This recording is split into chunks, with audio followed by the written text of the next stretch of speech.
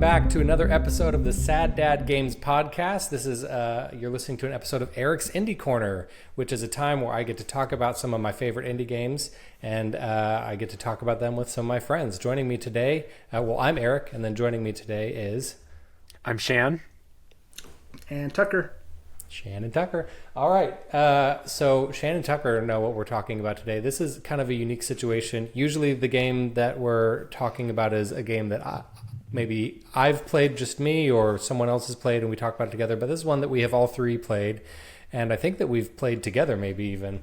I know that Tucker and I used to play this together a bunch. I think Shan probably joined in a few times in college. But so today we're talking about Castle Crashers.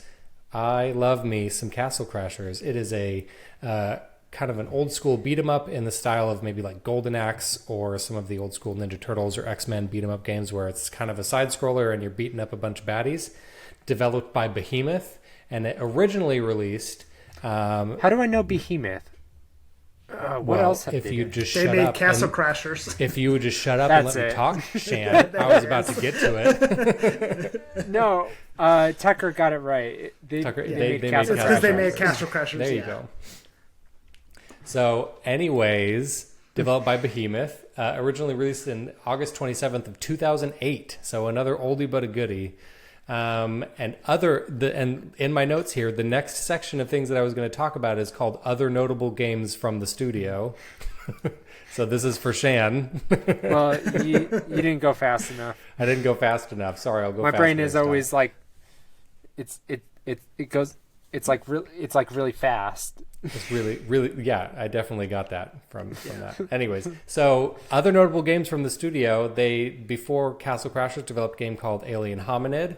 They did a game called Which is also a fantastic game. Which is also a fantastic game that will... Eric was going to say that, Tucker. Yeah. Well, So sorry, my you brain guys- also goes faster than Eric's brain. Lots of people's brain goes faster than my brain's. It's something I just have to deal with, you know? So, Alien Hominid, His another wife game called... hates him. Yeah. What? Whoa. Where?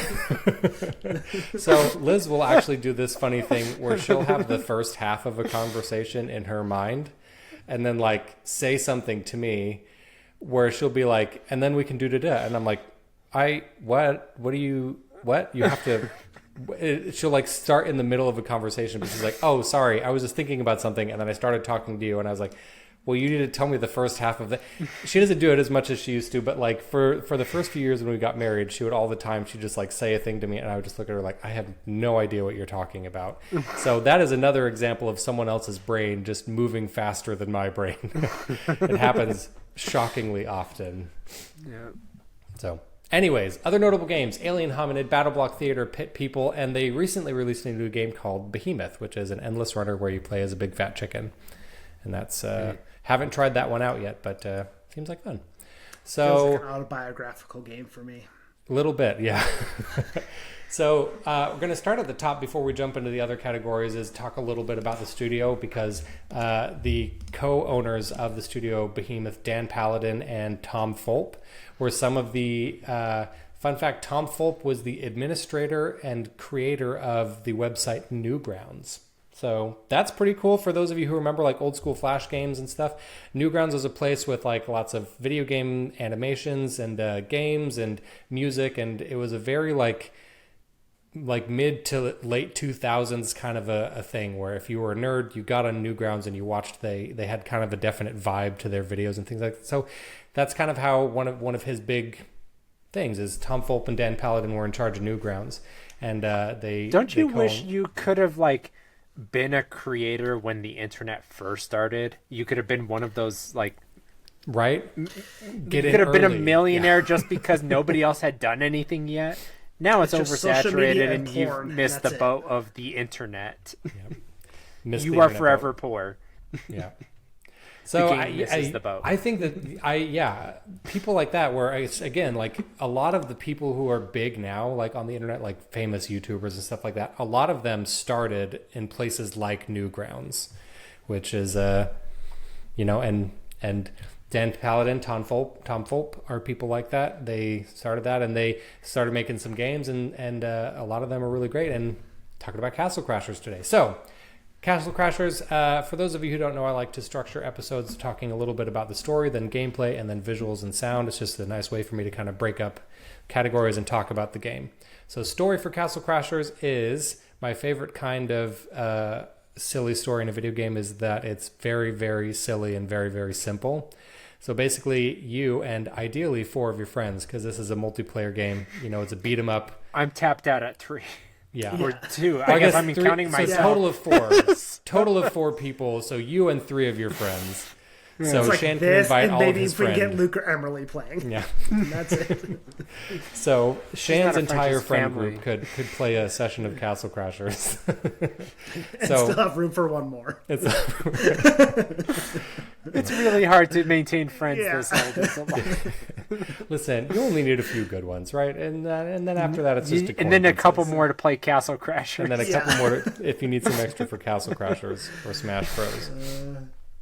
So story for Castle Crashers is very simple. You and maybe 3 of your friends play as these cute little knights that are all celebrating in the castle, and then all of a sudden an evil wizard comes in and steals the valuable gemstone above the king's throne and flies away and kidnaps the king's daughters, who are the princesses. And so the king sends you and these other knights out on a quest to get the crystal, defeat the wizard, and save the princesses. Easy Makes me peasy wanna lemon storm squeezy. Castles, yeah. And you storm crash castles. You crash them. Storm castles.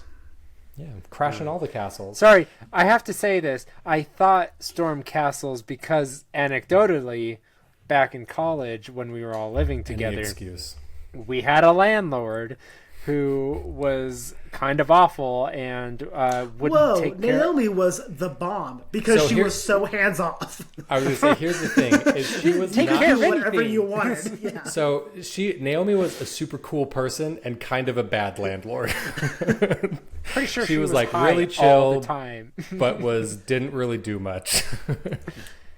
But you were mad at her, and I don't remember why. I don't even remember why either. Internet was bad. We could not Oh, that's what it set was. up. Yeah. You stuff can't like take that. the internet away from the nerds, or we go crazy. Yeah. And so Eric, furious he didn't have his internet, probably for video games, not for Probably. school, I never school. wanted to rally the troops like Dwight in The Office when he's like, let's storm Naomi's castle. Who's with me?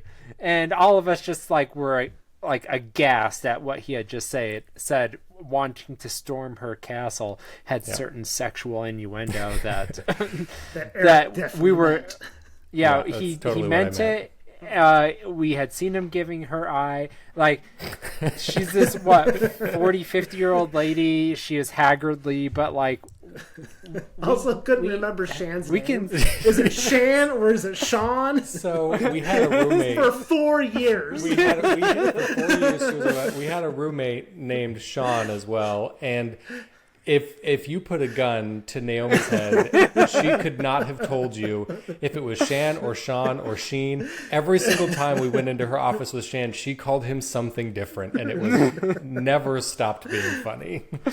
we were in there often. Because we had to pay our stuff in person. It was like a cash only Yeah. situation. For some reason, skimming something off the top. Also, Yeah. remember the time we made her angry because we stayed there over the summer and we never turned off the AC, and so Yeah, it instead was of so having hot. it be a flat rate, she decided to make it into a dynamic utility rate. Because of us, I'm sure, but I I'm don't know. sure that we Utilities are included. I am abusing the crap out of it. I don't. And that's here's the on thing her. is, I don't know how they weren't making boatloads of money off that place. Our rent wasn't that high, but it was this teeny tiny house that had a basement, a middle floor, and then an attic that they had somehow forced people to live in. And upstairs in the attic area, there were 3 girls, and then on our floor there were five or 6 6 of us. Six of us. And then on the bottom floor, there was another 6 people. And it was this teeny tiny, it was so small. I had to put my bed in my room was halfway in my closet, because that's the only way that a bed would fit in that room, is I had to shove my feet into the closet. It was so small. And so I don't know how they weren't making bank off of that place because of just how many people they had crammed in there. Well, and how bad a shape the house was in. Yeah, it was it was basically never a cave repaired. with internet. Like, it was not a good place to live. I mean, the ship is probably already sailed, but I'm starting to realize what I need to start investing my money in is taking advantage of poor college kids. Yeah, she had it right. She wasn't living the life I knew that her money probably could have afforded. And she also had like 6 or 7 houses on that street, so it wasn't just our house. Well, yeah, because we and moved it's close and then we to moved campus. into another one of her. Yeah, high markup. Yeah. All right. Anyhow, well, so that's the area that we were in our lives when we were all playing Castle Crashers together. Storming Naomi's castle. Storming Naomi's castle and crashing castles on the screen. So story is super simple. It's really just a setup for the gameplay. Gameplay is very classic, like hack and slash, side-scrolling beat 'em up. So I say side-scroller, but you can move up and down a little bit, similar to how you can in most beat 'em up games. But it gives a very like a golden axe kind of a vibe to me because you're not using your fists, you're using weapons. So you pick your knight of choice and you have your weapon in hand, and you can also cast like magic spells. And all of the different kinds of knights have different flavors of magic spell. You know, orange knight uses fire, green knight uses poison, red knight uses lightning, and then blue knight uses snow. And then they have a bunch of other unlockable characters on top of that have different magic attacks, but those are like the main 4. And so that's a super fun way to start the game. As you do in multiplayer, you've got 3 of your buddies, there's all 4 of you, and you each pick one of the character knights. And so you kind of get this like attachment. Like, still every time I play Castle Crashers, I'm like, Orange Knight forever.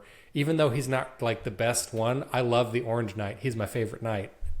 Yeah, I feel it's like how you are with about the Red Turtles. Knight. Yeah, exactly. Yeah, it's Well, and the Ninja Turtles and the Knight connection is purely coincidental. I love Michelangelo and I love the Orange Knight. Coincidence, it's just kind of how it happened. But yeah. Anyways, Tucker, favorite knight? Oh, red one. For the exact same reason. That's who I was, and that's every time I play I go, well, who I was the first time I played it, because you get attached to him because you play with him the entire game, and you want to keep leveling him up. Yeah. And also, objectively, the Red Knight is the best knight. He's got the best magic attack, because the other ones, they like shoot out a magic thing in front of him, and the Red Knight has like a sustained lightning bolt that just eats bosses' and just health captures bars. them. Yeah. So the Red Knight is probably the best knight in the game, just from a gameplay perspective. This is something that's interesting, right? Are games overbalanced now? And does that take the fun out of it? Because arguably, when games were kind of broken and they just threw out the first iteration, they couldn't fix it.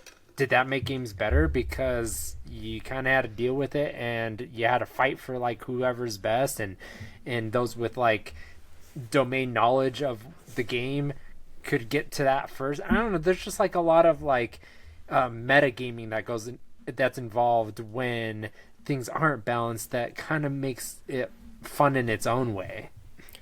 I think it's a double-edged sword, because it's fun when a game is a little imbalanced and you can feel extra powerful and like you get the good character and you can just sort of like eat your way through, like just plow through everything. But then it's really frustrating when you accidentally pick the bad character and you've leveled them up a bunch and you don't want to start over and you're like kind of struggling like that. So it's a double-edged sword that I feel like it's kind of a charm of its time, where it definitely feels sort of nostalgic, but it's something that as a busier gamer nowadays, I like it when my games are fairly balanced. But I like to go back and revisit older games that I appreciate that are unbalanced, like Castle Crashers. Because it depends on the genre. Yeah. Because like Super favorite Smash Brothers, non-night. not very balanced, but have tons of fun in that, like the classic ones. Yeah. So Shan, do you want to do a favorite knight before we move on to favorite non-knight? Like The blue one. The blue one. You're the ice I'm knight. sure you two chose the others, and that's the only time I. And that was the one that was Yeah, left. you didn't want to be green. Nobody. It's like the Bulbasaur of the group. Whoa. Bulbasaur. Yeah, that's actually true. So Tucker, what was your question? What did you say? Oh, so a little back. Like, one thing I love about this game is the sheer amount of unlockable characters and the amount of more unique magic things that happen. So I definitely have a favorite non original 4. Give me it. character. What is it? Let's hear it. So I actually don't know the name. It's a little pointy hat guy. Yeah. And he has saws. So Saw he just, blades. like, Yep. Yeah, saw blades, and it's just like murders everything in its path. Yeah. Yeah. If I'm No, sure if I broke up my I 360. agree. Yeah. Sawblades guy rules. I don't remember his name, but I think that Sawblades guy ruled. I would say that that would probably be my favorite non-knight character. But since to give a backup one to that, they added some like little DLC packs and stuff, and we'll get to this in a minute. But they did a remastered version where they included some extra characters here and there. And there's a pink knight now that shoots like. For their magic attack, they have like rainbows that pop out in front of them, and they jump up in the air and they like shoot out a teddy bear and that explodes into like a cloud of smiles. And that one is really funny to me. I like the pink knight a lot. Yeah. I like the beekeeper just because he rains down bees, and it's just hilarious. Bees? Bees? Bees? Not the bees. It's Arrested Development. It's a deep cut. So. Beans.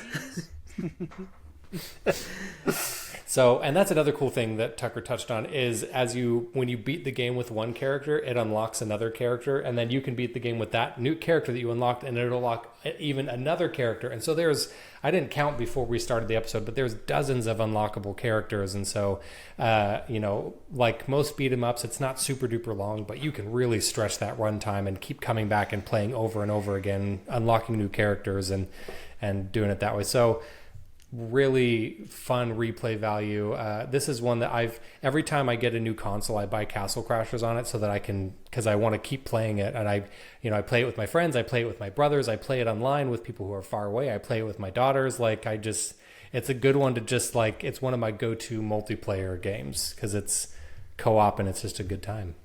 Could you imagine how much farther ahead you'd be in life if you had just bought each game that you own once? I mean, maybe.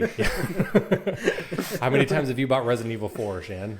I think just like 2 or 3 times. No, that can't be right. Really? Yeah, that is. I feel like that is completely wrong. It's right. Whatever. GameCube. No, GameCube. I bought it twice on GameCube. I sold it and I bought it again. And then I think just like Xbox, and then I've emulated it ever since. Hang on. So Resident Evil 4, I bought it on GameCube, and then I traded it in, and then I bought it again because I wanted it again. I still have one, yeah. And then when I had an Xbox 360, I bought it for 360, and then I bought it again on my Xbox One, and then I bought it again on my Nintendo Switch. So what is that, 5? What about VR? You're being hustled by the system. Well, and then I bought it again, the remake. Is a different game. It's a completely It's a different game, but I bought it again on that so that I could, which is also amazing. So I am a fan of buying the same games over and over again if I really love them. I've been in Eric is emulation single-handedly sphere for a holding long up the time. video game industry. Yeah, it's just me. I'm the only one that buys games.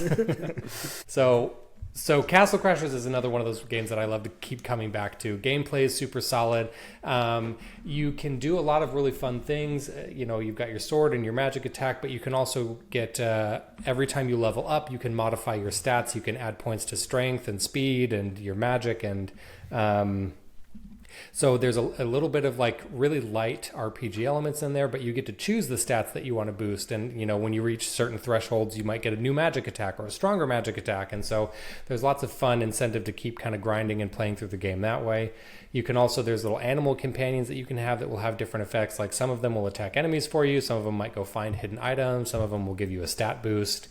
Lots of fun ways to modify your I completely forgot gameplay. about the animals until right now. Yeah. What's your favorite animal? Can you giraffe. think of one? Yeah, the giraffe. Giraffe. It boosts your XP gains. You got to have the giraffe. Yeah. So the giraffe is a favorite for gameplay reasons, but my favorite name is there's one that's a polar bear that attacks. Sometimes it attacks enemies and sometimes it attacks you or your friends, and it's called the bipolar bear. And that one's my favorite named one. It's just some of the best. It's just design classic. I've ever heard. Yeah, just some solid pun work right there. So then, yeah, and you work your way through these levels in a fairly, like there's a big world map, you work your way through these levels. It takes you to a bunch of really interesting locales. It does the, classic, like, kingdoms and forests and deserts and stuff like that. But then you also go to crazy locations that I won't say here because play the game, explore it for yourself. But there's lots of really interesting locations and the variety. It's always changing things up. You're never anywhere for too long, and so it's got a nice brisk pace where you're always in a new place, doing something new and fighting new kinds of enemies. And so I really appreciate that aspect of it. I love the just the variety of bosses. The bosses are top notch. They're so fun. Yeah, there's a little bit. I think there's enough variety in how you defeat each boss to where it's not just your kind of classic smash and go hit it a bunch of times and it'll die. There's a little bit of that, but like there's some fun things like the popcorn boss. That one's like completely unique and yeah. I love the popcorn boss. Well, and most of the bosses are really, really fun. There's a couple of bosses that haven't aged super duper well. Like there's one in particular that really, every time I play the game, I'm like, not this guy again. Because it's very much like there's a window where you can attack, and then he goes and he does like a bunch of attacks, but he's like blocked off and you can't get to him. So you have to wait for him to finish this really long series of attacks before he becomes vulnerable again, and then you can start attacking him again. So it's less of like a test of skill and more of like a waiting game. So that boss fight's not my favorite, but most of them are really solid and really enjoyable, and they're all very like colorful and varied and weird. And it's like you think you're playing like a medieval game about knights and magic and stuff, and you think like, oh yeah, suits of armor and dragons and whatever, but like the actual bosses that you fight are just bonkers and weird. And like Tucker mentioned, a popcorn boss, which is a giant sentient corn on the cob that shoots popcorn off of itself every time you hit it. And like there's just tons of weird stuff like that in the game that's super, super fun. All right, so moving on to visuals and sound.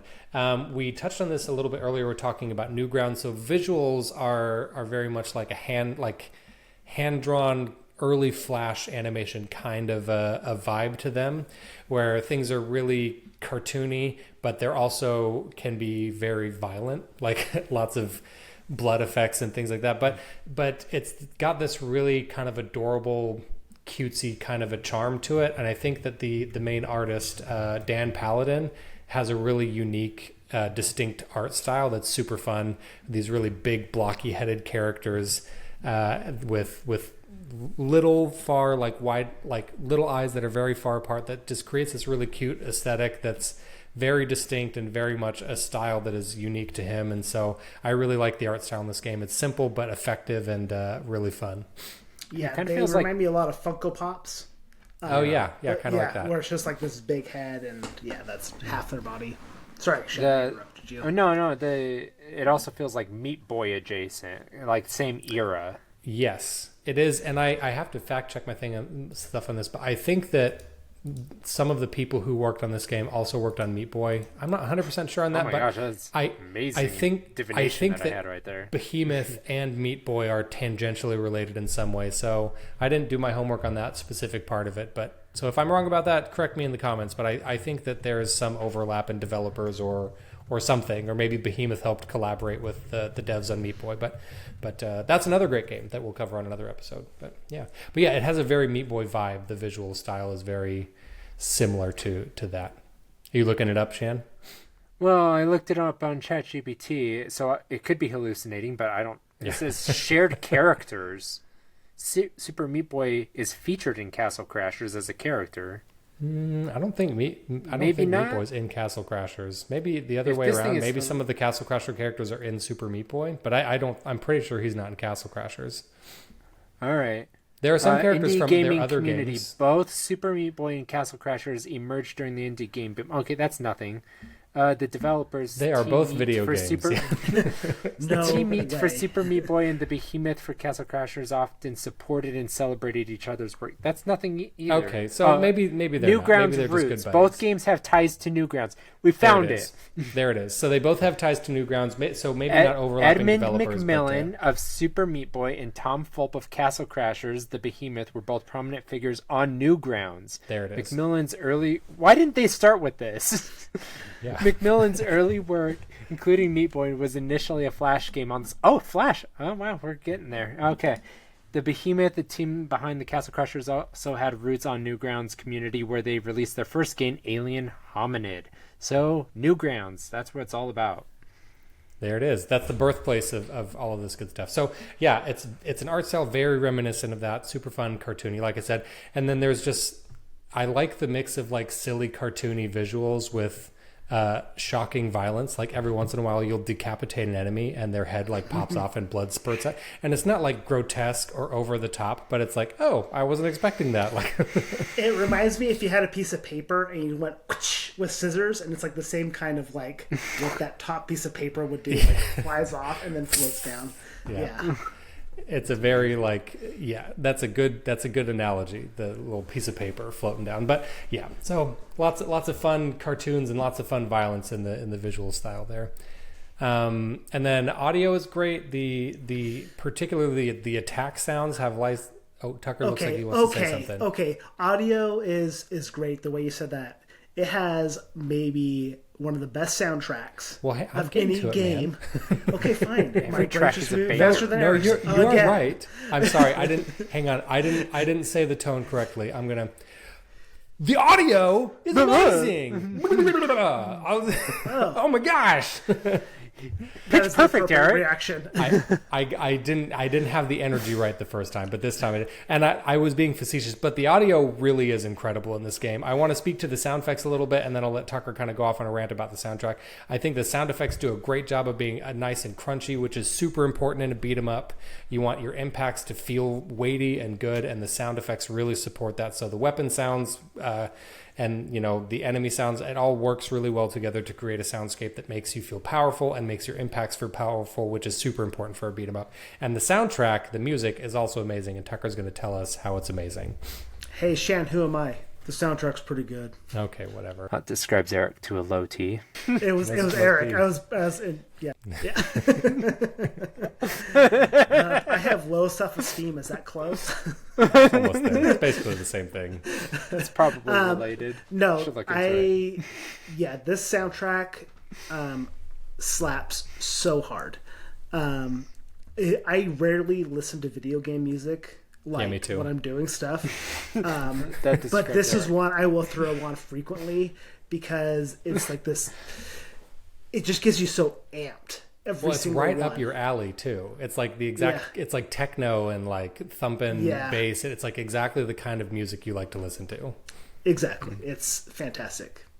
So I took the liberty of doing some Googling because I like to credit the composers because I love me some video game music. And this one is a big ensemble cast. So the most prominent name that I found on the list that composed the most tracks was Will Stamper. So I think he's the primary composer. But they have lots of other people coming in and helping them compose. And I'm going to butcher these names. So that's just what's going to happen. But other composers credited are... Cicerin, Paragon X9, Snail, David Orr, Real Faction, Dan Paladin, Conrad Beans, and Helix 6 were the ones that I could find in my internet search. But yeah, so lots of great people came together to make an absolutely thumping soundtrack. It complements what's going on screen really well. It's a good mix of like kind of orchestral sound to go with the medieval theme mixed with some thumping techno tunes to get you pumped up to, chop the heads off of a bunch of barbarians, and it's just a great soundtrack. Like, it's just good stuff. Yeah, if you think the Vikings weren't storming beaches and pillaging these villages without like a banging soundtrack, like how else would they do it? They've got their AirPods in and they're just listening to techno, and they're like those big Viking horns were just a big bass. Yeah, and so they would just blow into those in an ensemble to create the... Yeah, they had people like on the boat. They're just like... You got the... people shredding on the guitar, obviously. And then they just go and rape everybody and pillage. Yeah. You got to have a banging soundtrack if you're going to be pillaging the countryside. Soundtrack's great. And decapitating. Soundtrack's great. So fun fact is so this game originally released a long time ago, 2008, but the reason we're able to talk about it now is because September 2015, they did a remastered version of it with all of the assets redrawn to be in higher, a higher resolution. So everything looks really sharp and nice. I think that they might have redone the soundtrack. That might be something that I imagined, but a lot of redone assets remastered so that it's kind of up to modern standards, and that released in 2015 they can justify on a higher Xbox. price point, but Yeah, well, it's not that much higher. It's pretty reasonably priced still. Oh, okay. But that released in 2015 on Xbox One, and then September 2019, which was like way later for PlayStation and Switch. So PlayStation and Switch owners had to wait a minute for. I guess Switch wasn't out in 2015, but you guys get the idea. So yeah, and also recently, by recently I mean like late 2024, the PC version got some new DLC, which is kind of crazy, with a new character and the ability to create your own custom characters, which as a person who loves stuff like that makes me wish that I had the PC version. I have the Switch version, but like, so they're supporting Castle Crashers even 15 odd years after it came out, which is kind of awesome. So good for them. Way to go, Dan. Way to go, Dan and Tom. You did it. Dan and Tom, the two castliest, crashingest boys around. So any last comments that we have about Castle Crashers before I do the wrap up info? Worth every penny. Go play it. Go buy it. Look, if not this game, although we've made a case for it being this game, if you have friends, which doesn't describe everybody these days, you have to have a brawler in your utility belt so that you can justify corralling the troops and getting them to actually talk to you more than like once a year in text. Like, you have to have a party game. And at least one of them has to be like a smash and beat 'em up game. Like, it's just too much fun. Yeah. So Smash why not Bros. this It was game? that for all three of us. Yeah, It was that we for a love our long go-to time. Smash Yeah. Bros. And I mean, as Turtles far was as like great. strictly beat 'em up games go, we've played Castle Crashers together. We've played some Ninja Turtles games together. Like games like that are great to you get some of your friends into. Shan's right. You got to have a brawler in your pocket for when you got your friends over. Yeah, low stakes, not very competitive. That you can just go and Exactly. have fun. And Well, and another point for me is like, I'm a social gamer, so like I can't engage the competitiveness part of my brain while I'm talking. So I just go there to socialize. But in a brawler, you're just mashing buttons. So it's like the perfect way to actually socialize and you could be bad at a game and still be mediocre as your output, because that's what brawlers are. It's amazing. Yeah, it's one of the best. It's like a perfect party game. You get some of your friends over and you just crash some castles, and it's just a good time. So, love me some Castle Crashers. All right, so playtime for a first playthrough is probably between like 6 to 8-ish hours, which is fairly long for a beat 'em up. But again, that's just for one character. After you get unlock subsequent characters, times that by however many times you want to unlock more characters and play through with new characters. Dozens and dozens and dozens of hours easy if you want to keep grinding for more characters. Tons of replay value in this game. And then as far as platforms, you can currently find the remastered version on Windows, Nintendo Switch, PS4, and Xbox One, and it is $14.99, so not too shabby. It's a good game. Check it out. Buy it. All right, everybody. Thank you for listening to this episode of Eric's Indie Corner. Really love talking about Castle Crashers. It's a great time. Be sure to check us out. You can find our podcast here on YouTube. You can also find us on Apple Podcasts and Spotify. You can also follow us on Instagram. I post my Dadish scores there every day. Check out my daily Dadish scores and see if you can beat them. Please like, comment, subscribe. If you like what we're doing, leave us a comment. If you have a suggestion for something you'd like to see us do, leave us a comment. We'd love to hear from you guys and see what you think and how we can do better and what else we could be doing that you might be interested in. If you have another game, like an indie game that you think you want to hear me talk about, drop that in the comments too. Maybe I'll give it a look. Maybe I've already played it. So yeah, we'd love to hear from you guys. And yeah, that's it for us today. Thanks, everybody. okay, bye. Bye. Outro. Bleepity doof, bleepity bloopity blow.